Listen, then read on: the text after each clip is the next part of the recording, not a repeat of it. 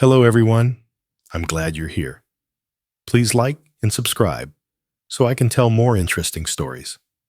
Now let's get started. So, let's talk about humiliation. I'm not talking about the casual trip over your shoelace variety. No, I'm talking about full-blown, grease-slicked, smoke-alarmed, soul-crushed humiliation. Picture this, a high school kitchen lab, the kind with way too many shiny counters and not nearly enough supervision, and me wearing a too big apron, holding a spatula like it's an alien weapon trying to impress Dylan Ramirez. You know Dylan, or someone like him. That one guy in school who's both tragically hot and scientifically oblivious to your existence. He had that perfect messy hair and a jawline that deserved its own fan club. He also loved pancakes. At least that's what I told myself. So when Mrs. Kelso assigned us breakfast week, I knew this was fate. I was going to make the fluffiest, goldenest Dylan melting pancakes known to mankind. I even bought real vanilla extract with my own money, not the cheap kind either. The kind that smells like a hug from the past. But here's what happened instead. I forgot to check the heat. The skillet went nuclear. The butter turned black and hissed at me like Satan in dairy form. I panicked, poured in the batter anyway, and then everything exploded figuratively and sort of literally. There was smoke, there were flames, there was screaming, mostly mine. The fire alarm went off. Dylan stared at me like I had just deep-fried his dog, and Mrs. Kelso ran in with the emergency extinguisher like she'd been waiting her whole career for this moment. Yeah, I cried in the janitor's closet for 27 minutes. I know, because I timed it. And when I got home, I told my mom I was never cooking again, ever. She patted my back and said, "Sure, honey, the way moms do when they know you're full of drama and still have mascara stains on your neck." But here's the weird part. That night, I couldn't stop thinking about the smell. Not the smoke or the burning rubber scent of the fire extinguisher, but the sweetness before it all went south. The warm sugar, the hint of vanilla. The moment right before disaster. It was like music, or magic, or maybe just maybe the beginning of something. I didn't tell anyone, but the next morning I tried again. I stole into the kitchen at 5 a.m. when the house was quiet. This time I used a smaller pan. Lower heat.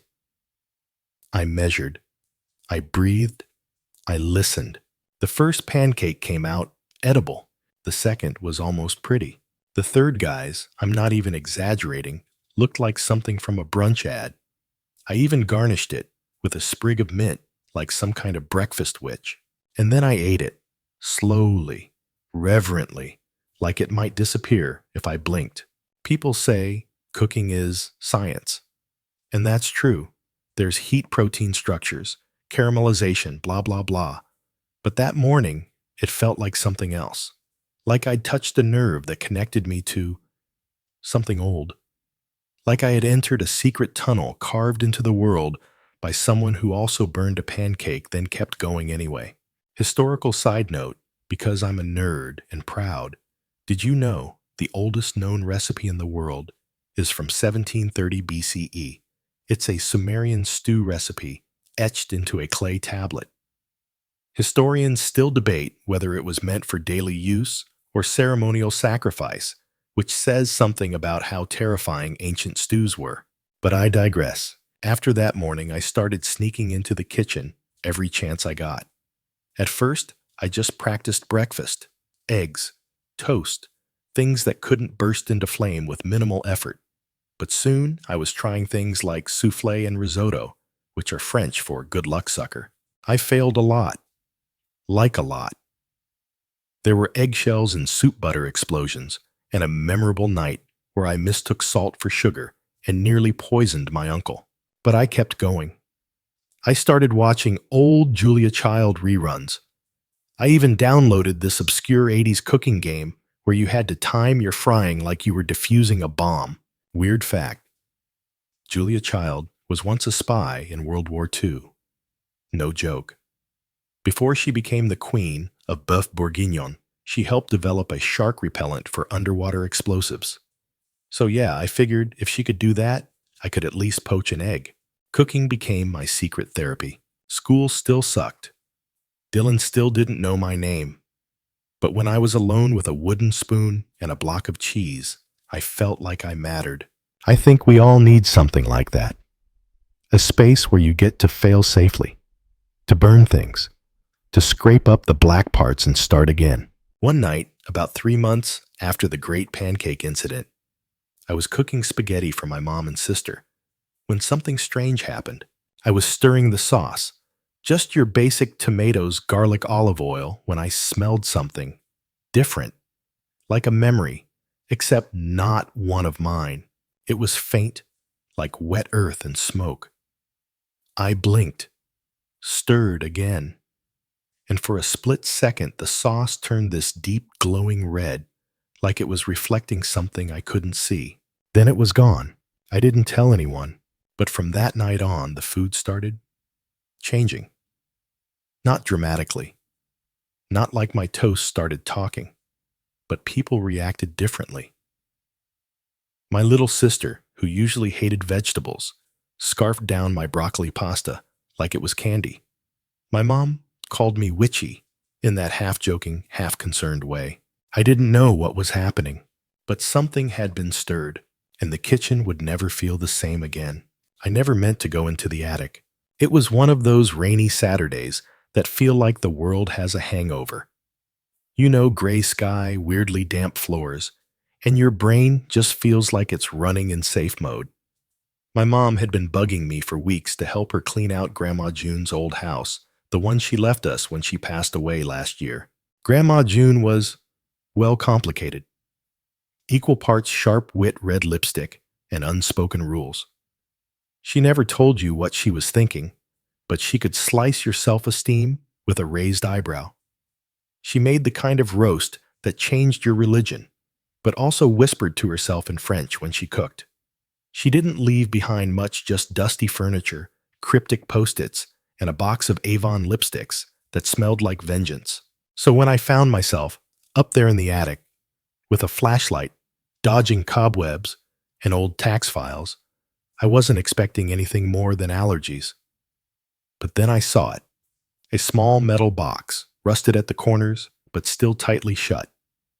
It was wedged behind an old sewing machine, like someone had tucked it there on purpose. I opened it with my sleeve pulled over my hand because tetanus is real, and inside was paper. Dozens of index cards, slightly curled each one, handwritten in thick, slanted cursive. Recipes, and not like apple pie or Tuesday soup. These were titled things like roasted grief with lemon butter fennel for forgetting and elixir for broken bones, emotional or otherwise. I flipped through more and more, confused. Some were dated December 5, 1944, or VE Day 1945. A few had notes in the margins, only served during a full moon or best after betrayal. I wish I could say I was smart and immediately called someone an archivist or I don't know, a therapist. But instead, I stuffed the box into my hoodie and snuck it home. That night, I laid all the cards out on my bedroom floor. The handwriting was definitely Grandma June's, loopy and self-assured. But the recipes were unhinged. Like this one, dish name midnight, porridge of memory. Ingredients: oats, 1 cup, milk exactly 237 milliliters, 1 lock of your own hair, whisper 3 names you've forgotten. Instructions: simmer on low heat, stir only counterclockwise, do not eat alone. What was this? A joke, a coded diary, a cry for help. That's when it hit me. Maybe these weren't recipes for food. Maybe they were spells. And if that sounds ridiculous, trust me, I was skeptical too. I even laughed a little. But you know what historians still debate? Whether ancient Babylonian cooking tablets were magical incantations or just extreme meal prep instructions. So maybe my grandma was just very ahead of her time. I picked one that felt less risky. It was titled The Soup of Seeing Things Clearly. The ingredients were normal enough: carrots, onions, bay leaves, and a pinch of self-doubt. Okay, maybe not normal. I made it late that night after my mom had gone to bed. I followed the directions exactly down to the stirring pattern and the half-whispered line, "Reveal what is hidden, reveal what is mine." Then I ate it. It tasted fine, like earthy broth with a slightly unsettling aftertaste of honesty. But that night, I had a dream, or a memory, or both.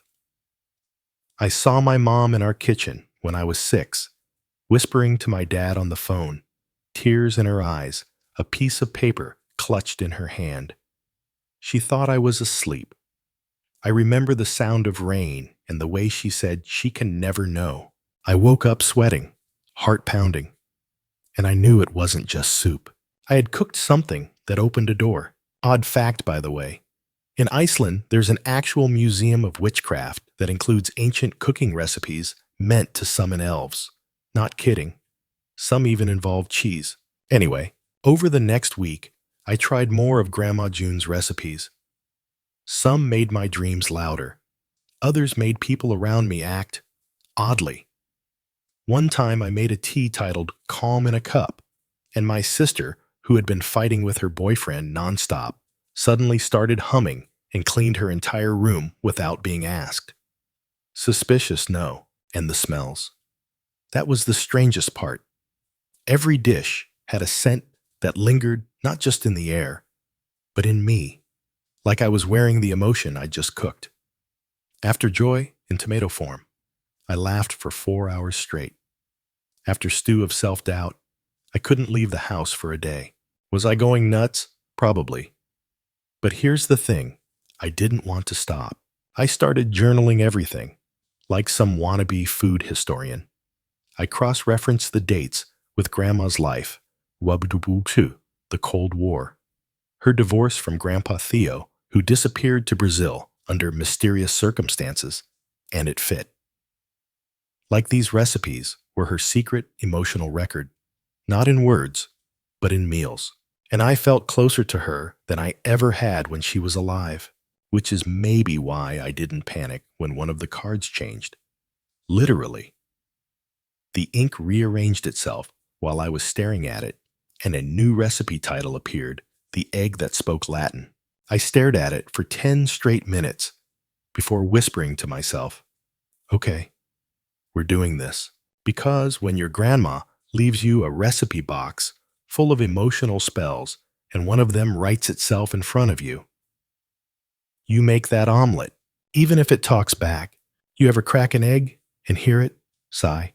No, just me. Okay, so it didn't exactly sigh, but when I cracked that egg over the pan, the one meant for the egg that spoke Latin, it made this soft, drawn-out sound like air escaping something ancient, almost like disappointment. The yolk hit the butter with a gentle plop, and I swear it shimmered. Not like Instagram filter shimmer. I mean old oil painting shimmer, gold leaf shimmer. The recipe itself was deceptively simple. 1 egg whisked with cream chives, a drop of lemon, and this weird instruction, say the word revertitur while stirring and listen. I didn't know what revertitur meant. It sounded like something you'd say to summon a Renaissance ghost with a gluten allergy. Naturally, I Googled it. It's Latin, apparently. Roughly translates to "let it return."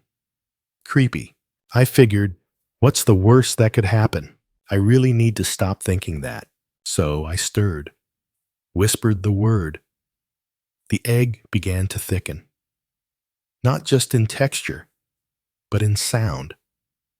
There was this humming in the walls, a faint vibrating murmur, like someone speaking through a fan from another dimension. And then, clear as a podcast ad read by a ghost, I heard, "Cibus est memoria." I dropped the spoon. The egg hissed. Now listen, I'm not saying the egg spoke, but also I'm not saying that. Cibus est memoria means food is memory. I looked it up later, and yeah, it checks out. But that voice, that wasn't Google Translate. That wasn't something I imagined.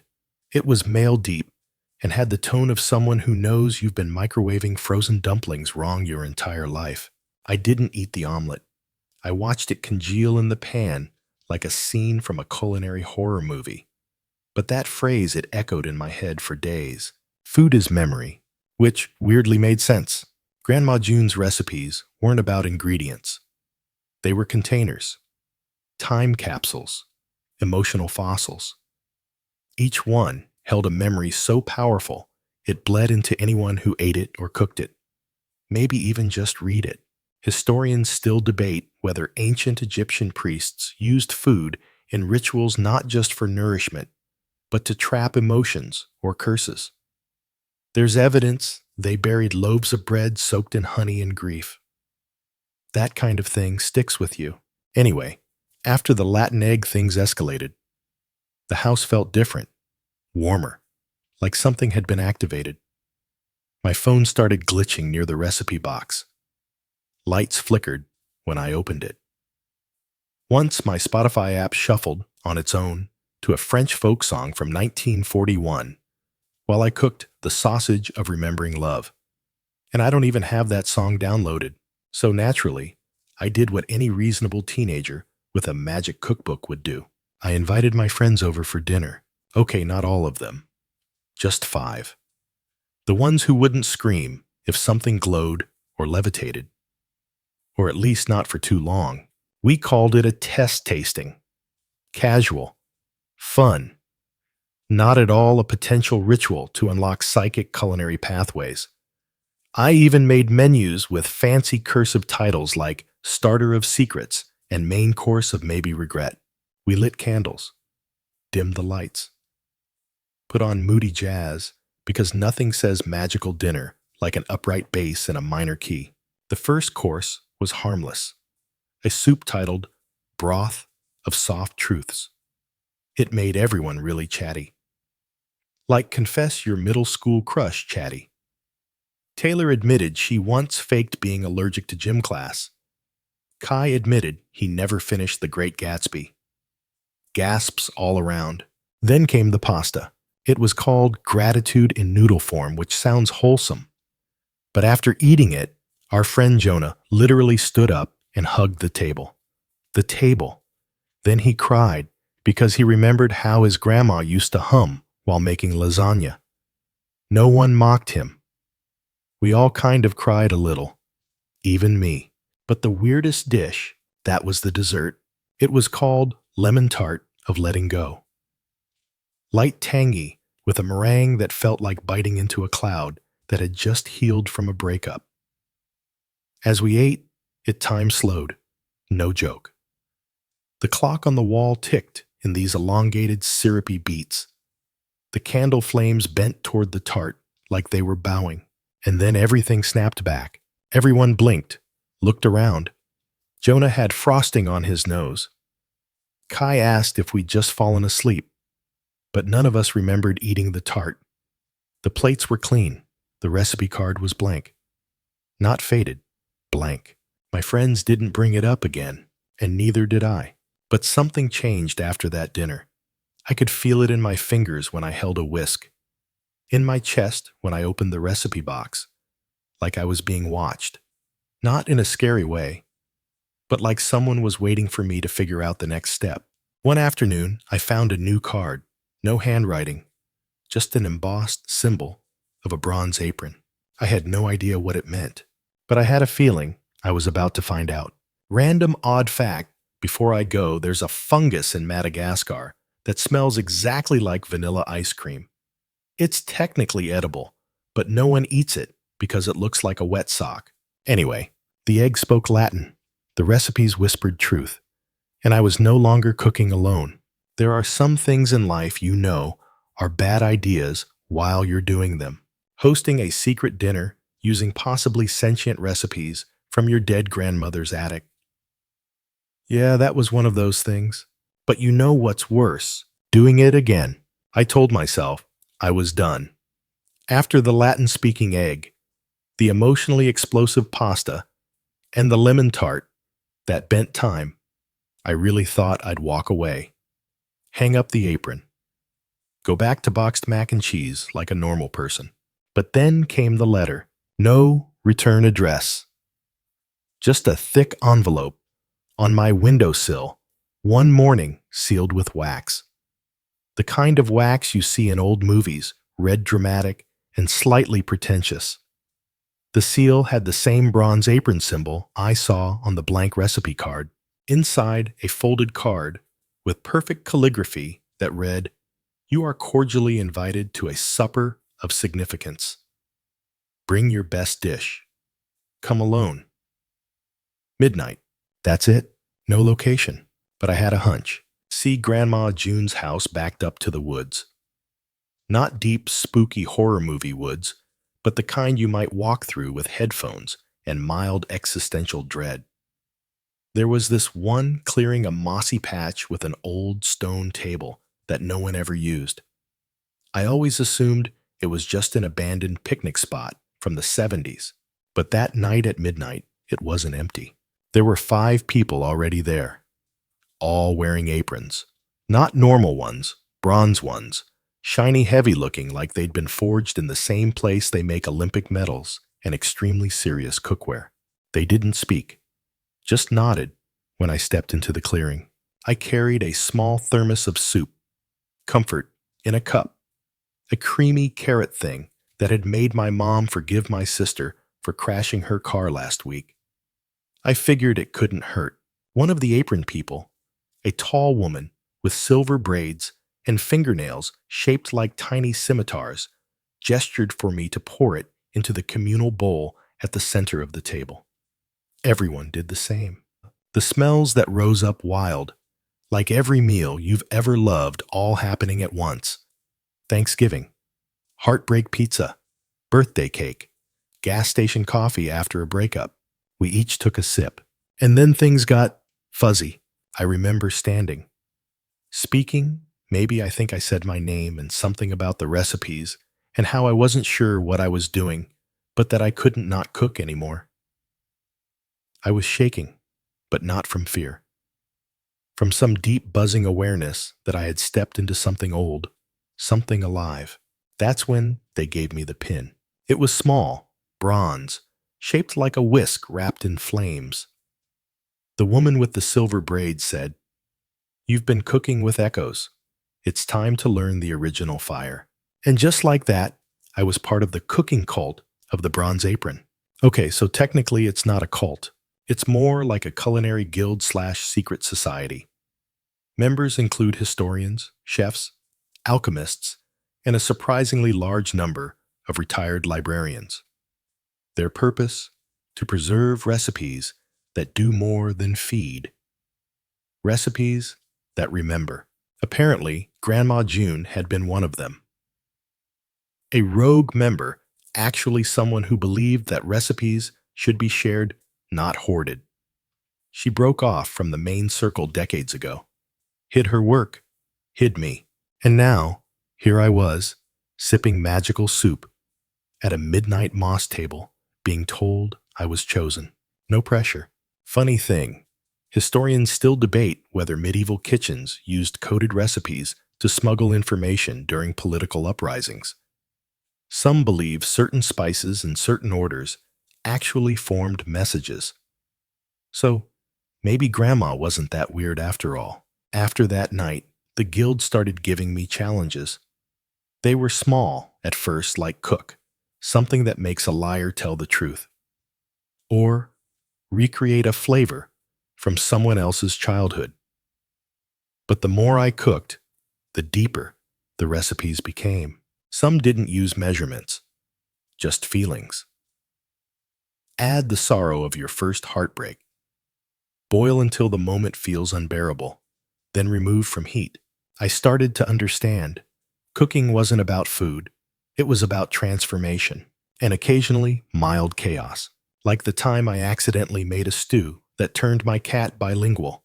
For 2 hours, he only meowed in perfect French. Or the time my neighbor floated 6 inches off the ground after eating my cinnamon rolls. I had to convince her it was a sugar high. But the most dangerous recipe came with no name, just 3 ingredients: duck fat, black garlic, and a single tear from the cook. The instructions: cook only during a personal reckoning. Naturally, I ignored that part. I was feeling bold. I was 17 and part of a magical cooking guild. What could possibly go wrong? Spoiler everything. I made the dish, plated it, took one bite, and immediately saw her.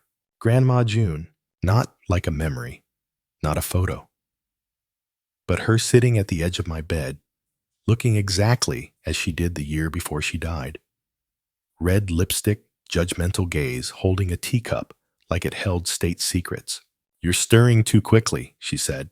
"You'll ruin the emulsion." And just like that, she vanished. I dropped the plate. It shattered. I cried harder than I have in years. Turns out that recipe, it wasn't food. It was a portal. And I had just cracked it open. Odd fact: there's a chili pepper called the Trinidad Moruga scorpion that's so hot it can literally cause hallucinations. One guy thought he saw time folding in on itself after eating a teaspoon. So yeah, food is weird, powerful, unpredictable. And I was just getting started. Let me tell you something. Nobody warns you about joining a secret magical cooking guild. The dress code is way too intense for someone who still wears mismatched socks and owns a hoodie with soup stains. The Bronze Apron cult, sorry, Culinary Society invited me to their headquarters, which of course was located in the basement of an abandoned bakery downtown. Because where else would a group of magical food historians hang out? You ever walk into a room and feel like it knows your name? That's what this place was like. Walls lined with shelves of pickled herbs, stone mortars filled with powdered emotions, actual labels, bitterness, lightly toasted, wistful longing crushed, and copper pots suspended from the ceiling like chandeliers of serious intent. There was even a whole library of cookbooks, many handwritten bound in leather or beeswax, and probably illegal in 3 countries. One of the guild members, a guy named Hector with oven mitt tattoos, walked me through the rules, or rather, the code of the Bronze Apron. He said it like it was capitalized. There were only 3. Preserve the recipe. Do not feed the unworthy. Never cook from rage. Simple right, except I had already broken Rule 3 twice. Once, during midterms, when I made cursed espresso brownies that gave everyone nosebleeds, and once after an argument with my mom when I baked a pie that made her forget why she was mad at me. Effective? Yes. Ethical? Dubiously chewy. Hector handed me a new card. Blank, except for a single phrase at the top, trial by fire. "This is your next test," he said. "You'll know when." Not ominous at all. In the meantime, I was allowed to attend meetings which were basically dinner parties with extra steps. One night, someone brought a salad that made you remember your favorite childhood smell. Another night, someone served wine that made everyone confess secrets like it was Veritaserum with notes of blackberry. And me? I started experimenting. There was one dish I called comfort lasagna with passive-aggressive cheese. It made everyone smile, but feel vaguely guilty afterward. Another was a spicy soup that made people brave enough to say things they'd been holding in for years. Sometimes that meant declarations of love, other times breakups. One guy actually quit his job mid-soup, but beneath all the fun, there was this undercurrent, like we were all chasing something, some final recipe, the one that started it all. The whispers in the guild called it the first fire. No one had seen it, not even the elders, but everyone believed it existed, and that it was dangerous. Historians still debate whether fire was discovered by accident or through intentional friction experiments. But one theory suggests early humans didn't discover fire, they stole it. That it was a gift from the gods meant only for a select few. Sounds dramatic, but after the egg thing, I'm not ruling out anything. Anyway, I didn't know when the trial would come, until it did. It was a Thursday. Raining. I was in the kitchen, trying to recreate a historical stew that was supposedly served before the fall of the Roman Empire. Lots of lentils, too many lentils, but I barely started chopping onions when everything in the kitchen went dark, like blackout dark, then flame. One huge roaring burst from the center burner, orange wild and way too cinematic for my taste, and in the middle of it, a figure. I dropped the knife. Not from fear, from recognition. It was Grandma June, only younger. She was dressed in a 1940s house dress, hair pinned up, red lipstick, flawless, holding a wooden spoon like a weapon.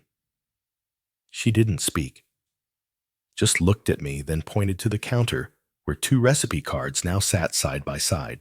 One said tradition, the other transformation. And then a voice not hers but mine echoed through the kitchen. Choose what you'll cook for. I realized this was it. The trial. Apparently, all guild members must one day face a personal culinary reckoning. A moment where they must decide whether to protect the sacred traditions or burn them to make something new. Let me just say, for someone who still Googles how long to boil an egg, this was a lot of pressure. Tradition meant safety, control, honor. Cooking exactly as my grandmother had. No shortcuts, no improvisation. The rules were there to protect the magic, to keep it pure. But transformation, that meant microwaves, frozen peas, vegan butter. It also meant freedom, reinvention. Breaking the rules not out of spite, but because sometimes recipes need us to evolve them. I took a deep breath, picked up the card labeled transformation, and started cooking. I didn't measure. I didn't follow. I felt. I used a microwave, a blender, a sprinkle of cinnamon that wasn't in any recipe. I cooked with instinct, not tradition. I tasted, adjusted, burned a little, laughed a lot, and when I was done, I plated it a fusion of old and new. Something Grandma might have rolled her eyes at, but also secretly admired. I placed it on the table, waited. The flame dimmed. The kitchen lit back up, and the plate was empty. Not eaten, accepted. Odd fact. In 2006, a woman in Tokyo tried to open a restaurant where the dishes were entirely made of scent. No food, just aromas served in elegant glassware. It closed after 1 month, but still the idea stuck with me, because sometimes it's not the food, it's what it means. And in that kitchen, with the trial over, I realized something. The recipes weren't sacred because they were old. They were sacred because they carried feeling. And I was finally learning how to cook with my own. Cooking duels are not nearly as fun as anime makes them look. No flaming hair, no high-speed chopping montages, no camera zoom-ins on soy sauce bottles exploding from tension. Nope. Just sweat nerves and the constant dread of accidentally oversalting something in front of people wearing robes. The cooking cult of the bronze apron had rules. Ancient ones. And apparently, by choosing transformation over tradition in my trial by fire, I had triggered an old clause. Any challenge to the sacred recipe path must be tested in open flame before the council. Translation, I had to battle the head chef. Her name was Bellamy, a name that sounded like lace napkins and polite threats. She was in her 60s, tall, built like a retired ballet dancer, turned ironsmith, and had a reputation for once cooking a stew so potent it made a senator confess to 2 affairs and a minor war crime. So totally chill. The duel would take place in the hearth. Think Iron Chef kitchen meets medieval court. Stone walls, brass stoves, an entire spice wall, organized by emotional potency, from mild nostalgia to acute existential dread. In the center, 2 long prep tables and a fire pit that roared even when unlit. I arrived wearing my grandmother's apron. Bellamy wore one embroidered with Latin. Probably Cibus est judgmentum, or something equally terrifying. A bell rang. The duel began. The rules: 1 hour, 1 dish, the theme, reconciliation. Cool. Just the theme of my entire emotional avoidance arc. I had no plan, no recipe, just 1,000 half memories of meals that healed me broth when I was sick, cookies after breakups, grandma's tomato soup during power outages. I started with onions, always onions. They're humble, honest. They cry with you. Bellamy, meanwhile, worked with surgical precision duck breast persimmons, a reduction that looked like it could resurrect Cleopatra. And me, I went rogue. I made what I could only describe as a microwave remix of emotional stew. Chickpeas, coconut milk, cinnamon chili. One secret ingredient, an old jar of pickled lemon I found in the Guild's archive. I didn't even taste it until the end. I just felt it. And when the time came to present, I said nothing. Just placed the bowl on the stone altar and stepped back. Bellamy presented hers with grace and a Latin blessing that probably translated to "prepare to be humbled, child." The council tasted hers first. Silence. Then smiles. Someone even clapped softly. Because of course they did. It was Bellamy. Then they tasted mine. More silence. Then tears. Literal tears. Hector, the oven mitt tattoo guy, started weeping into his beard. One of the elders whispered, "She used longing and hope simultaneously." Bellamy didn't flinch, but I saw it in her eyes. That tiny infinitesimal flicker of respect. The head chef stood, adjusted her apron, and said, "You have chosen chaos, but you wield it with care." Then she bowed. To me, that night they inscribed my name in the guild ledger. I was no longer an apprentice. I was a keeper of the flame. Not bad for someone who once set off the fire alarm with pancakes. Historical side note for flavor. Ancient Aztecs believed that food carried the essence of the gods literally. Corn wasn't just corn. It was a deity's gift. Every meal was a prayer. Every kitchen a temple. Historians still debate whether their royal chefs were priests, first cooks second. Anyway, after the duel, things shifted. The recipe box started giving me new cards, faster, more complex. Some with moving ink. Others that required ingredients I couldn't find in this dimension. I had to get creative. Once used crushed cinnamon Pop-Tarts in place of ashes of joy. Worked surprisingly well. And then came the last secret, a blank card, completely white, not even a whisper of ink. It sat there for days, mocking me, until the night Dylan Ramirez knocked on my door. Yeah, that Dylan, the one from Burnt Pancake infamy. He looked different, softer, nervous. Said he'd heard I cooked now, and his mom had just passed, and he couldn't eat anything without feeling sick. And did I have something that might help? I didn't hesitate. I led him to the kitchen. Asked him what his mom used to make when he was sad. He said chicken and rice. Nothing fancy. Just warm, yellow, and simple. I didn't use magic. I didn't chant. I just cooked. Onions, chicken thighs, turmeric, garlic, rice that steamed like a lullaby. I stirred until it felt right. I whispered to the air, not in Latin, but in memory, in apology, in hope. When I served it, Dylan cried. Not loud. Just one quiet tear, the kind that breaks your whole chest open. "I feel full," he said. Like really full, not just stomach, all of me. And in that moment, the blank recipe card turned gold. The last secret had appeared. Odd fact to end on. In the 1800s, there was a British belief that the first meal a bride cooked for her husband set the tone of their marriage. So, women were trained to make luck pies sweet on top, savory underneath to symbolize balance.